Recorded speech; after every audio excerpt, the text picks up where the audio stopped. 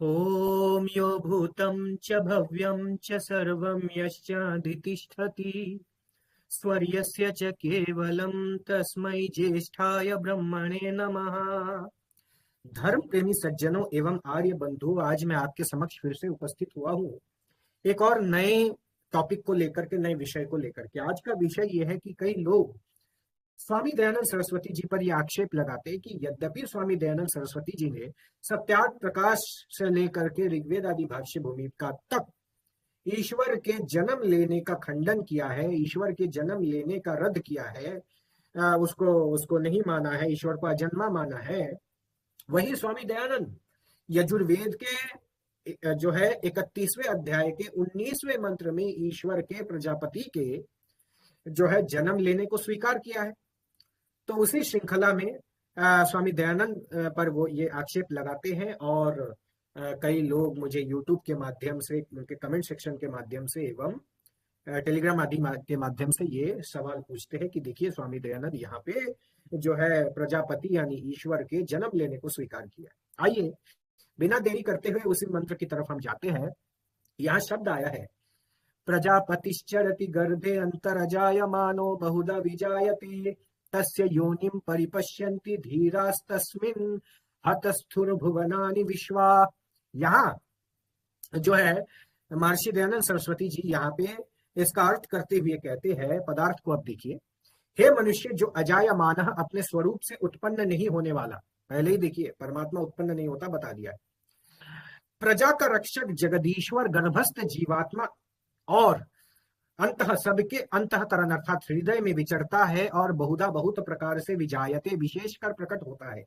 उस प्रजापति के जिस स्वरूप को ध्यानशील विद्वान जन परिपश्यंती सब और से देखते हैं, उसमें प्रसिद्ध सब लोक लोकांतर स्थित है। यहाँ पे वो लोग कहते हैं कि स्वामी दयानंद यहाँ पे स्पष्ट कहते हैं कि परमात्मा विशेषकर प्रकट होता है, बहुत विशेष प्रकार से उसका प्रकट होना यानी जन्म लेता है, वो प्रकट होता है, वो प्रकट से वो जन्म अर्थ करते हैं।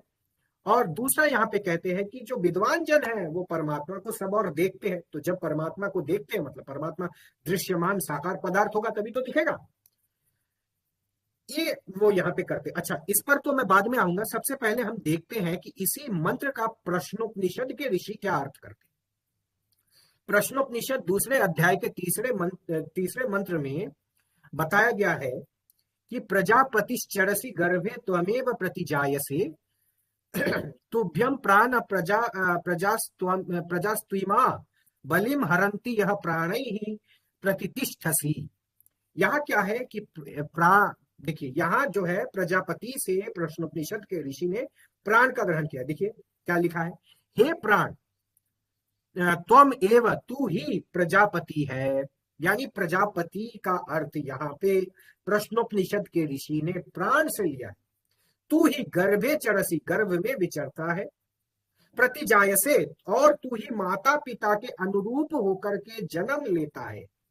तू निश्चय ही ये सब प्राणी तुझे बलिम हरंती, भेंट समर्पण करते हैं, और यह जो तू अपान आदि अन्य प्राणों के साथ साथ स्थित हो रहा है। यानी कहने का तात्पर्य यहाँ पे ये है कि प्रश्नोपनिषद के ऋषि ने जहां प्रजापति शब्द आया है तो वहां प्रजापति से प्राण का ग्रहण होता है। तो पहली बात तो अगर हमें जन्म लेना ये करना ही है तो यहाँ प्रश्नोपनिषद के ऋषि प्रजापति जो परमात्मा का वाचक होता है, वो प्रजापति जो परमात्मा का वाचक होता है उसे प्राण के रूप में, प्राण के स्वरूप में उन्होंने अर्थ किया।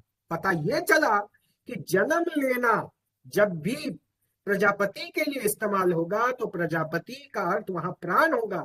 ऋषि ने यहाँ पे स्पष्ट कर दिया कि ईश्वर का जन्म नहीं होता, प्राण का जो है वो जन्म होता है, माता पिता के अनुरूप जो है प्राण का जन्म होता है, न कि ईश्वर का। तो यहाँ प्रश्नोपनिषद के ऋषि को मानना चाहिए, जहां प्रजापति से उन्होंने प्राण का ग्रहण किया, न कि ईश्वर का। दूसरा जो आचार्य सायणाचार्य जी है, सायणाचार्य जी ने इसी मंत्र का भाष्य करते हुए क्या लिखा है। सायणाचार्य जी इसी मंत्र के भाष्य को लिखते हुए बोलते हैं कि गर्भे ब्रह्मांड रूपे अंतः मध्य प्रजापति ही अंतर्यामी रूपेण चरति। अच्छा, यहाँ पे आप देख सकते हैं कि जहां प्रश्नोपनिषद के ऋषि ने गर्भ से जो है माता के गर्भ का ग्रहण किया है, वही अपने आचार्य सायणाचार्य जी ने गर्भ से ब्रह्मांड रूपे अंतः मध्य, गर्भ से ब्रह्मांड का ग्रहण किया है।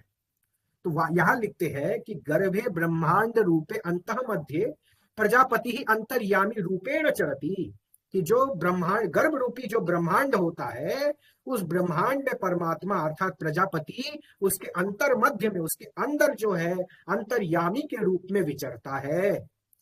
अजायमानः वस्तु रूपेण सत्यम ज्ञानम अनंतम ब्रह्म अनुईति एता दृष्टवात् अजायमान अपि बहुधा अनेकेन रूपेण स्थावर जंगम आदि बहु प्रकार विशेषेण जायते।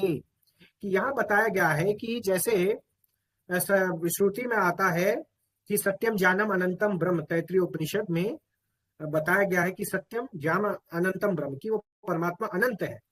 तो परमात्मा अनंत एवं अजन्मा होते हुए भी अनेक रूप से, अनेक प्रकार से चर एवं अचर वस्तुओं को जायते अर्थात पैदा करता है। क्योंकि अजायमानः शब्द से अजन्मा शब्द का ग्रहण होता है, एवं स्थावर जंगम आदि बहुत प्रकार से के वस्तुओं को या प्राणियों को, बहुत प्रकार के जो है सृष्टि के अंदर जो क्रिएटेड थिंग्स है उसको जायते अर्थात प्रकट करता है या बनाता है। तो यहाँ तो आप देख सकते हैं कि आचार्य सायण ने भी यहाँ कोई जन्म लेने का कोई ग्रहण किया नहीं है। वो तो कहते हैं कि स्थावर से लेकर के, स्टैटिक से लेकर के चलने वाली, यानी जो चर अचर जितने भी वस्तु है उसको परमात्मा जायते अर्थात पैदा करता है। अगर यहाँ पे जायते शब्द से अर्थ, विजायते शब्द से अर्थ अगर प्रकट जो है परमात्मा का जन्म लेना होता, परमात्मा का अवतार लेना होता, तो यहाँ स्थावर शब्द का प्रयोग क्यों किया? क्योंकि स्थावर योनि तो वृक्ष की, जो वृक्ष आदि या पत्थर आदि जितने भी स्टैटिक वस्तु है वो तो परमात्मा का अवतार नहीं होता, तो यहां से भी अवतार सिद्ध नहीं होता। अब देखिए, तस्य प्रजापते है योनि जगत कारण रूपे रूपा धीराः, जगत कारण रूपा धीराः धैर्यवन्तः योगेन निरुद्धम इंद्रियाः महात्मानः परिपश्यन्ति जानन्ति। अब देखिए स्पष्ट हो जा रहा है कि जो परमात्मा या प्रजापति है वो ये जगत का कारण है, इसको योगी जन जो है, वो योगी जन या महात्मा जन, जो भी विद्वान जन है, वो योग में परिपश्यन्ति जानन्ति, योग के माध्यम से योगी जन जो है योग के माध्यम से परिपश्यन्ति जानन्ति, वो देखते हैं एवं जानते हैं। ह शब्द अवधारणे तस्मिन् एव प्रजापतौ विश्वानि सर्वाणि तस्थुः कार्यत्वेन तिष्ठन्ति। यहां से तो पूरा खंडन हो ही जाता है। यहां बताया गया है तस्मिन् एव प्रजापति विश्वानि सर्वाणि तस्थुः कार्यत्वेन तिष्ठन्ति, कि वो परमात्मा जो है विश्व के सब जगह, वो कार्य जगत में हर जगह वो विचरता है। कोई एक जगह नहीं कि कोई एक जगह वो साकार स्वरूप में वो अवतार लेता है, ये तो कहीं पे नहीं आया यहाँ पे। या तो सर्वाणी, सब कार्य जगत में वो विचरता है। तो पहले तो यहां से स्पष्ट हो गया कि गर्भ से, जहां पे माता पिता के गर्भ का ग्रहण किया जा रहा है अवतार को सिद्ध करने के लिए, तो यहाँ पे आप देख सकते हैं कि अगर आचार्य सायण का मत माने तो सायण तो यहाँ गर्भ से ब्रह्मांड रूप ले रहे हैं। दूसरा यह है कि बहुधा विजायते से अगर हम अवतार का ग्रहण करें तो अवतार तो स्थावर नहीं होता, अवतार जो है वो चलमान होता है, वो जो है कार्यरत होता है, स्थावर नहीं होता। तो जब स्थावर के लिए जायते शब्द आया है तो अवतार लेना सिद्ध नहीं होता। तीसरा यहाँ पे पॉइंट ये है कि योगी जन जो है योग के माध्यम से परिपश्यन्ति जानन्ति, जो है उसको अच्छे प्रकार से देखते एवं जानते हैं।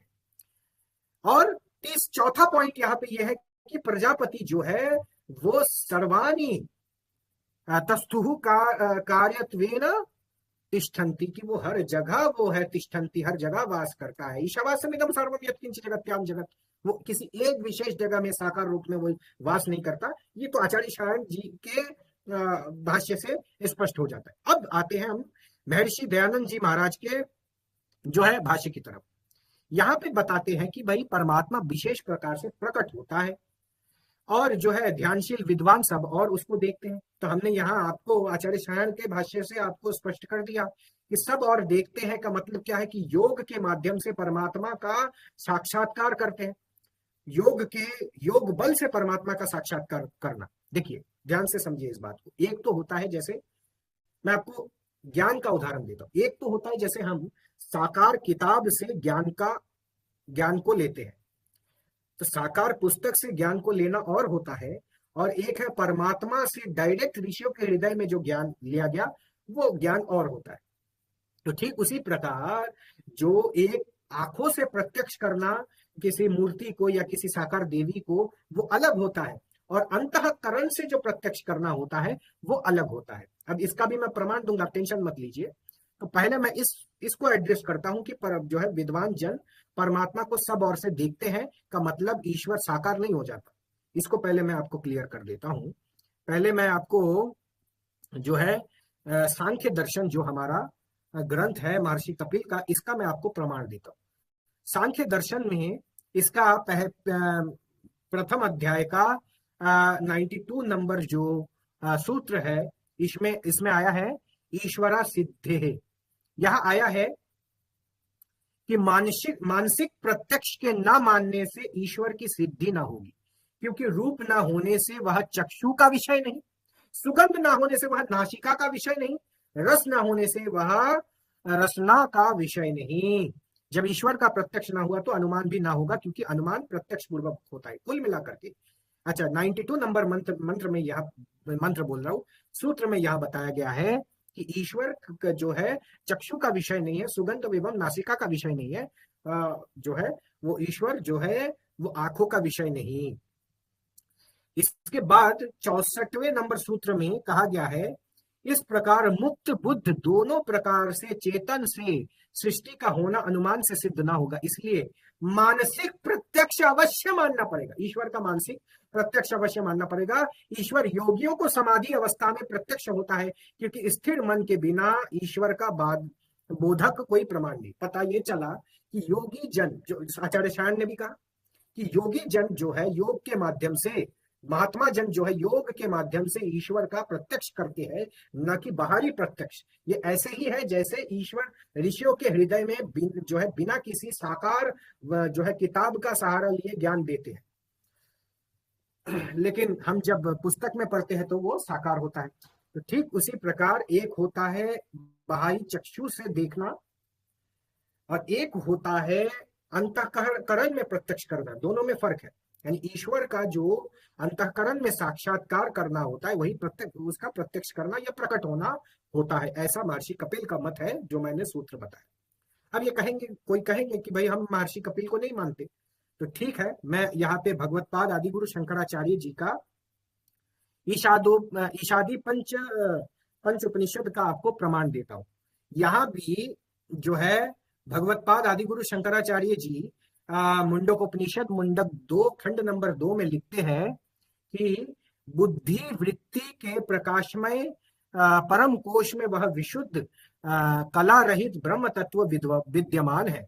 वह संपूर्ण ज्योतियों की विशुद्ध ज्योति स्वरूप है, और वह यही तत्व है जिसका आत्मज्ञानी पुरुष हृदय में साक्षात्कार करते हैं। पता ये चला जो परमात्मा का प्रकट होना स्वामी दयानंद ने हृदय में प्रकट होना माना है, तो वो हृदय में कोई साकार देवी के रूप में प्रकट होना नहीं होता है, बल्कि हृदय में उसका आंतरिक प्रत्यक्ष करना या हृदय में उसका आंतरिक जो है साक्षात्कार करना ही उसका प्रकट होना होता है। ऐसा मैं नहीं कह रहा हूं, यह मुंडक उपनिषद जो है आदिगुरु शंकराचार्य जी कहते हैं कि वो आत्मज्ञानी पुरुष के हृदय में जो है साक्षात्कार करते हैं, जैसा कि आचार्य शयन ने भी कहा और महर्षि दयानंद सरस्वती जी ने भी जो अर्थ किया कि वो हृदय में प्रकट होता है। ये हो गया पहला। दूसरा, मैंने मुंडक उपनिषद का भाष्य जो है दिखाता हूँ, टीका दिखाता हूँ स्वामी विष्णु देव नंदगिरी जी महाराज का। ये भी आप देख सकते हैं। यहाँ भी वो आदिगुरु शंकराचार्य जी के इस मुंडकोपनिषद के जो मंत्र का यहाँ पे अर्थ करते हुए कहते हैं कि वह ही मैं हूं, इस प्रकार के अपरोक्ष अनुभव को ही उस परा वर ब्रह्म का साक्षात दर्शन कहा गया है कि ये जो हमारे अंदर परमात्मा से जुड़ने से अहम ब्रह्मास्मि का जो बोध होता है कि मैं ब्रह्ममय हो गया हूं, मैं ब्रह्मस्थ हो गया हूं, ये जो भावना है यही उसका दर्शन है। ये मैं नहीं कह रहा हूं, ये टीका में जो हमारे अद्वैत के जो विद्वान है वो ये कह रहे हैं कि ये मैं वही मैं हूं, इस प्रकार के अपरोक्ष अनुभव को ही उस परावर ब्रह्म का साक्षात दर्शन कहा गया है और यही जीवन मुक्ति का कारण है। अद्वैत ब्रह्म के ज्ञान से जीवन मुक्ति और उपासना के ज्ञान से क्रम मुक्ति रूप फल प्राप्त होता है। पता ये चला कि यहाँ पे भी ये जो भावना है मन में, परमात्मा जैसा आनंद जो समाधि में योगियों को मिलता है, वो आनंद को प्राप्त करके जब जीवात्मा ब्रह्म तत्व का अनुभव करता है, उस अनुभव को ही जो है परमात्मा का दर्शन कहा गया। ऐसा मैं नहीं कह रहा हूं। तो ये हो गया। अब ये देखिए पतंजलि योग दर्शन का भी मैं प्रमाण देता हूं। अच्छा, यहां पे क्या बताया गया है कि स्वाध्याय और योग संपत्ति से, ये इसका पेज नंबर देख लीजिए, 65 नंबर पेज।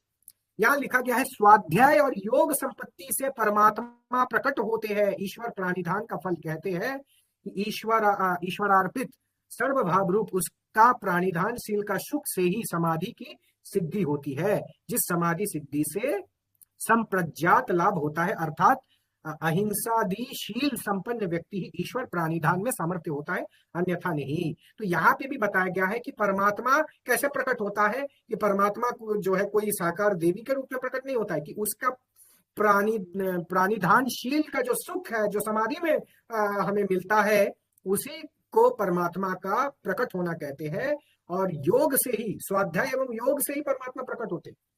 यहाँ कोई ये नहीं बताया गया है कि भाई आप किसी व्यक्ति विशेष का नाम जप करोगे तो परमात्मा आपके सामने प्रकट होगी। परमात्मा का प्रकट मतलब उसका आंतरिक जो है सुख का अनुभव करना, ईश्वर के जो आनंद का अनुभव करना ही उसका जो है प्रकट होना होता है।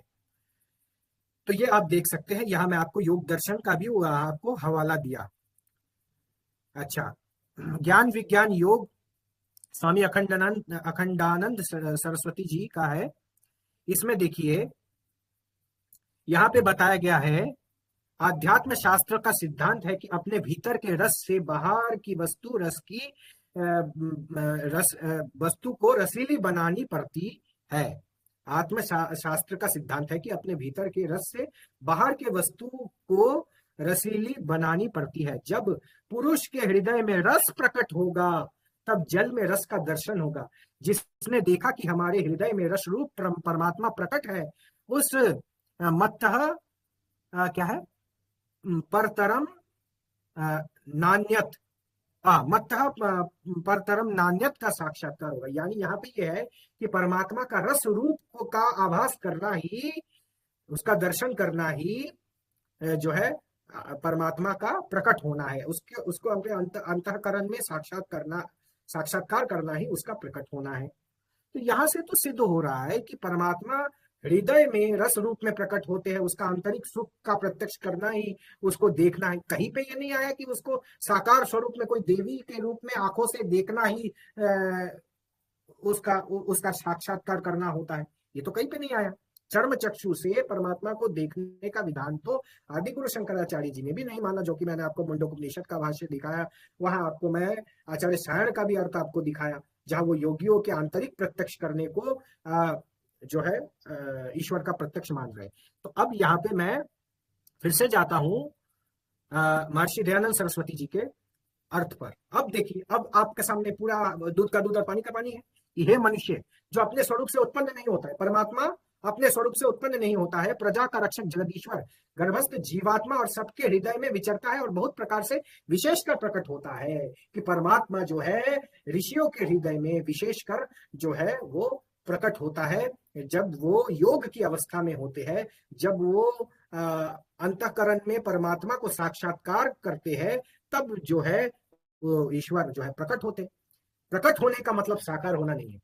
एक इसमें मैं उदाहरण देता हूं, जैसे ऋषियों के हृदय में परमात्मा ने, अग्नि वायु आदित्य एवं अंगिरा ऋषि के हृदय में परमात्मा ने सृष्टि के प्रारंभ में ज्ञान को प्रकट किया। तो क्या जब ज्ञान प्रकट हुआ ऋषियों के हृदय में, तो क्या कोई साकार प्रकट होने का मतलब ज्ञान कोई साकार देवी के रूप में हृदय में आकर के बैठ गई, ऐसा तो नहीं होता है। ज्ञान प्रकट होने के बाद भी, ज्ञान निराकार प्रकट होने से पहले भी था, ज्ञान निराकार प्रकट होने के बाद भी है। उसी प्रकार परमात्मा ऋषियों के हृदय में प्रकट होने से पहले भी निराकार था, प्रकट होने के बाद भी निराकार है। प्रकट होने का मतलब है कि परमात्मा का बोध हो जाना। जैसे ज्ञान ईश्वर का ज्ञान है, ईश्वर का ज्ञान ऋषियों के हृदय में प्रकट हुआ, तो कोई साकार स्वरूप में या साकार देवी के रूप में प्रकट नहीं हुआ, ऐसा आप भी मानते हैं और हम भी मानते हैं। ठीक उसी प्रकार परमात्मा भी ऋषियों के हृदय में प्रकट अगर होता है तो उसके आंतरिक सुख का लाभ और उसके कैरेक्टरिस्टिक्स की जानकारी ऋषियों को अपने हृदय में या अपने मस्तिष्क में प्राप्त होता है। वहां भी प्रकट होने का अर्थ ज्ञान के सादृश साकार होना नहीं होगा। ये मैंने आपको तर्क से भी समझा दिया, और मैंने आपको और भी हवाले दिए कि जो ब्रह्म तत्व का अनुभव करना है, कि अहम ब्रह्मास्मि का जो अनुभव करना है, वही परमात्मा का प्रत्यक्ष करना होता है। ये मैं नहीं कह रहा हूं, ये जो है अद्वैत के विद्वान ही इस बात को कह रहे हैं। और ध्यानशील विद्वान जन सब और देखते हैं, ये तो इसमें तो कोई आक्षेप है ही नहीं। योग के माध्यम से परमात्मा को हर और मानसिक एवं जो है हमारे मानसिक रूप से हम उसको देख सकते हैं। हम अपने मन से परमात्मा का ध्यान करके परमात्मा का साक्षात्कार कर सकते हैं। चर्म चक्षु से वो नहीं दिखता, तो अवतारवत कहाँ हुआ यहाँ पे? ये तो आपको मैंने आपके जो परंपरागत विद्वान है वहां से भी हमने दिखाया कि यहाँ प्रत्यक्ष से अर्थ जो है मानसिक प्रत्यक्ष करना है, और प्रकट से भी अर्थ ये है कि परमात्मा का बोध होना है, जो कि आपके जो अद्वैतवादी विद्वान है उन्होंने भी इसको स्वीकार किया है। तो ये आपने देख लिया, मैंने इस मंत्र को क्लियर किया कि अगर हम प्रकट होना को ले भी ले तो प्रकट होने का अर्थ जो है क्या होता है वो हमने पूर्वाचार्यों से देखा। जहां आचार्य सायण ने प्रकट होने का अर्थ किया कि जीव जो है, ईश्वर जो है वो अजन्मा होते हुए भी चराचर वस्तुओं को जन्म देता है। आचार्य सायण ने जन्म देने का, अचराचर वस्तुओं के जन्म देने का यहाँ पे ग्रहण किया है। वहीं पे प्रश्नोपनिषद के जो ऋषि है उन्होंने प्राण के जन्म लेने का ग्रहण किया है, और महर्षि दयानंद सरस्वती जी ने वहीं पे ईश्वर के साक्षात्कार मानसिक रूप से मन से ईश्वर के जो है ब्रह्म तत्व का जो बोध योगी जन को होता है, उस ब्रह्म तत्व के बोध का ग्रहण किया है अपने यजुर्वेद 31:19 के भाष्य में, कि ब्रह्म तत्व का बोध योगी जन को योग के माध्यम से होता है, जो कि आचार्य सायण ने भी माना है, आदिगुरु शंकराचार्य जी ने भी माना है, और योग दर्शन से भी मैंने आपको दिखा दिया। इसके बाद आप मेरे ख्याल से कोई जो है शंका नहीं होनी चाहिए। मैंने आपको प्रमाणों के साथ बातें सिद्ध की, और आप ध्यान से इस मंत्र के जितने भी प्रमाण मैंने दिया इसको नोट कर लीजिए। इन्हीं शब्दों के साथ मैं अपने वाणी को यही विराम देता हूँ। ये वीडियो अच्छी लगे तो लाइक कीजिए, कमेंट कीजिए, शेयर कीजिए एवं सब्सक्राइब करना ना भूलना। इन्हीं शब्दों के साथ मैं यही कहना चाहूंगा कि आपके इस मंत्र को लेकर कोई शंका हो तो आप मुझे कमेंट के माध्यम से लिख सकते हैं, और मुझे जो है अपने टेलीग्राम में भी मुझसे संपर्क कर सकते हैं। मेरा टेलीग्राम आईडी नीचे दिया हुआ है, इसके आपके जो यूट्यूब वीडियो के नीचे आपको डिस्क्रिप्शन में मिल जाएगा। इन्हीं शब्दों के साथ बोलिए भारत माता की जय।